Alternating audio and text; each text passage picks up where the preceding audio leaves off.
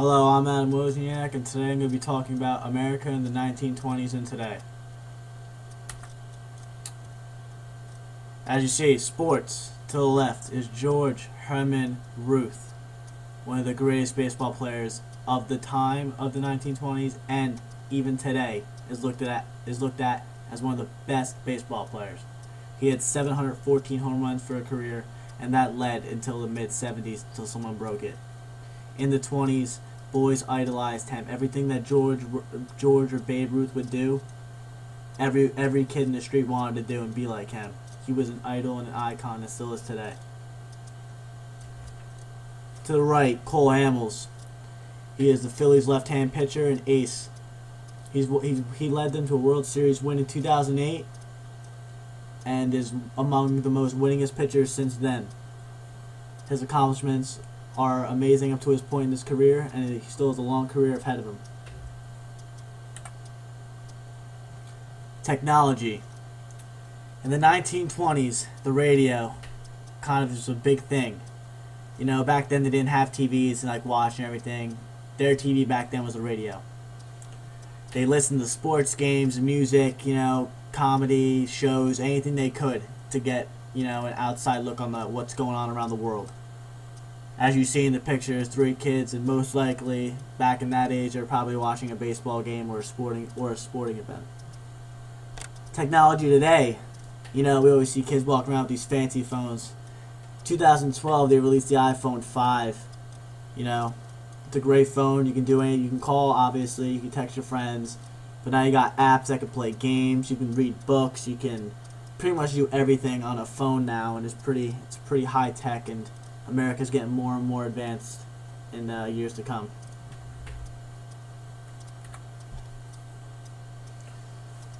Music. Music in the 1920s, one artist that comes to mind is Louis Armstrong.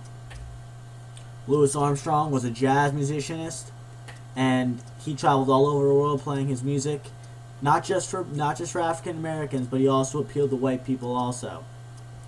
He wrote a song that I didn't know originally was wrote by him, and it's called What a Wonderful World. I had no idea he wrote that song, and it's a great song, and he also was a great person and a great musicianist, and still looked upon as a good influence today. To my right, the boy band sensation, One Direction. All of them are from Britain, besides for the blonde guy all the way to the left, he's from Ireland. They have multiple platinum singles, platinum album, multiple millions of fans and screaming little girls, and they put on shows, and they're actually not that bad of artists, and I'm saying it from a guy's point of view. They're not that bad, but whatever. I'm not going into it, but they're a big hit in today, and yeah. Popular products. One popular product in the 1920s was the telephone. You know, nowadays we just simply hit the green button and, you know, hit the name and it's calling them automatically. Back then you had to call the operator and say who you wanted to call, and then the operator would have to take your plug out of the last person that you called and put it into the person you're trying to call. And my slide just switched for no reason. Back to what I was saying.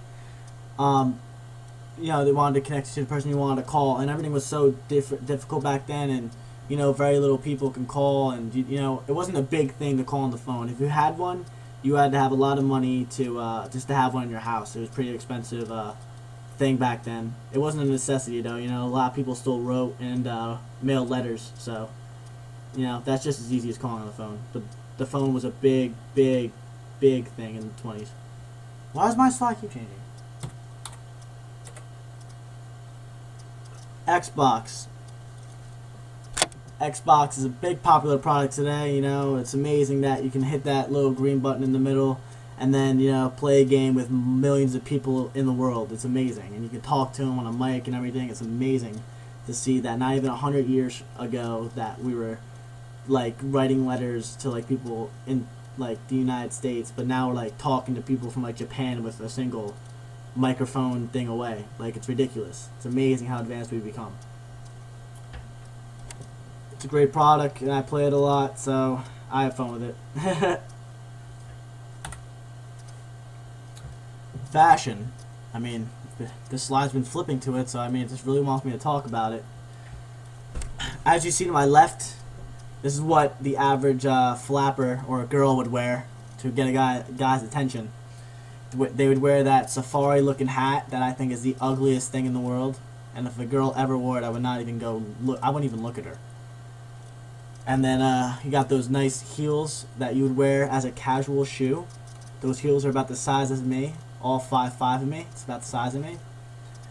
And then they got like that beige, or like, I don't even know what to call that color dress, but that was the thing back then. And then, of course, you wore those gloves to be all fancy and whatnot. You know, you'd hold like the flappers or the ladies would hold their cigarette and try to get guys' attention on the street, but you know, that's the thing in the 1920s. And then you got that necklace with a knot in it. You know, knots drive me crazy, and I'm sure they drive a lot of other people crazy, so I don't know why you would put knots in a necklace. You know, I have no idea. That was just a time and how they dressed. Vans, to my right, 2012. You know, Vans were big in the 90s, but 2012, man, like the Vans stormed back.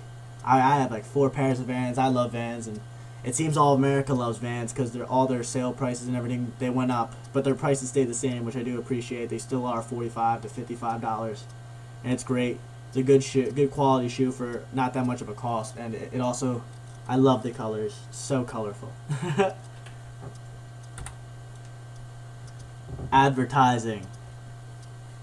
As you see to my left, it has an advertisement with Babe Ruth, who I talked about before, is a larger-in-life figure, a hero in the 20s. He was also in something called Red Rock Cola. I guess it was a competitor against Coca-Cola. Red Rock Cola, as you can see, like people would walk around the streets and see these flyers with Babe Ruth on it, and they'd be like, "Oh, I want to drink that drink because Babe Ruth drinks it." So you know, that's how they advertised back then. Like people read the newspaper and got the advertisements, or they would be on storefronts and kids would see them and they'd want to buy it or get it from that. You know, and that was the way to advertise back then, was through pamphlets and flyers. And as you can see, you know, they put like folk heroes on it, because a folk hero, everyone wanted to be like a folk hero or a superhero. You know, everyone wanted to do it. Nowadays, you know, kids don't read, and to get to them, you have to put something funny on or something like that. So of course, you know, kids are always watching TV. So they have this thing called a commercial, which annoy the heck out of you when you're watching like a intense show like Pretty Little Liars, and then it goes to a commercial like during an intense part, and you get all mad. I don't watch Pretty Little Liars, but whatever. Anyway, I put a picture of a commercial up, and it's this Pepsi Max commercial, the most unreal commercial. They have 3 guys just running across a crowd to get to a vending machine, and then 2 of them get there and they realize it's gone, and the guy's floating away in the Coke machine, as you can see in the picture, over on like a group of people like on their hands, while David Guetta, the guy who's like doing the concert, is like there. So it's a cool commercial, and it definitely gets the point across, like Coca-Cola, not Coca-Cola, Pepsi. Wow, Pepsi is a great drink. So Hollywood.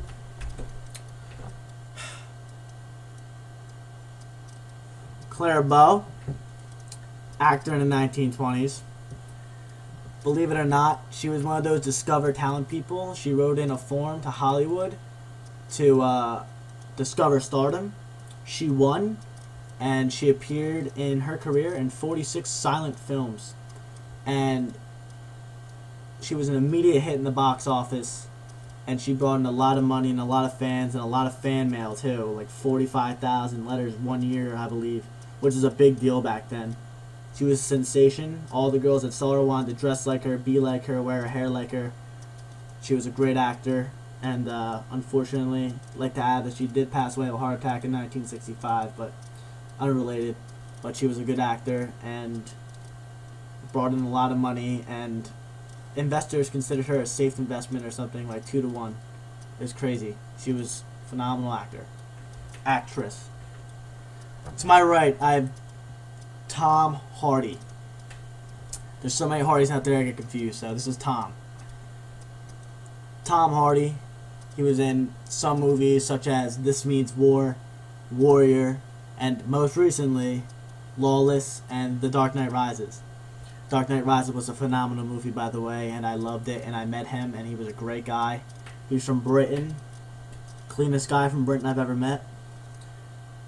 And he's won a couple Academy Awards and a lot of other things, and he's part of a lot of charities, too, to help people that are homeless and all that. I know that for a fact. Very nice guy, and one hell of an actor.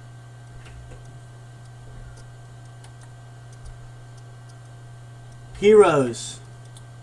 One of the heroes in the late 1920s, but in the 1920s, was one of George Herman Ruth's teammates, and that is Lou Gehrig. He had a knack for playing every game and every inning and every out. He didn't miss a game in his career. He played the most games in history until Cal Ripken broke it in 1995. He played in over 1,000 consecutive games, or 2,000, one of the two, but a ridiculous amount of games. Just think about that, playing 144 games a year, every year, and not missing one. And that's what he did, and he did it with playing Hall of Fame type of baseball and hitting for power and average and speed. He was a very fast guy, and a very nice guy too. Everyone loved Lou, and everyone wanted to be like him. Unfortunately, Lou passed away from a rare disease that we call Lou Gehrig's disease. But overall, he was a Hall of Famer and a big folk hero in the 1920s, and a lot of kids looked up to him, and they loved the nickname the Iron Horse. To my right, you got El Capitan, Captain Derek Jeter, who is the best hero, role model, you name it, in the 20th century, but specifically 2012. Throughout his career, he's never been charged with drugs or alcohol or ever had any kind of controversy surrounding him, ever. He's always been a quiet guy and a great leader and a spiritual leader, and believes in the little things, working hard and staying on the right road and not talking smack, just play the game right, and I respect that. He didn't use steroids. He has about 3.5 hands full of rings. Just joking, he has a full hand. And 1, 6 or 5, one of the two, but he has a whole hand, I know that. He's won MVP, and for my saying, when he does retire, he's going to be a first ballot Hall of Famer. He's going to go Hall of Fame for sure. But every kid that knows Derek Jeter, they have to smile and think of him because he's such a great person and such a great role model. That concludes my presentation for today, and thank you for watching.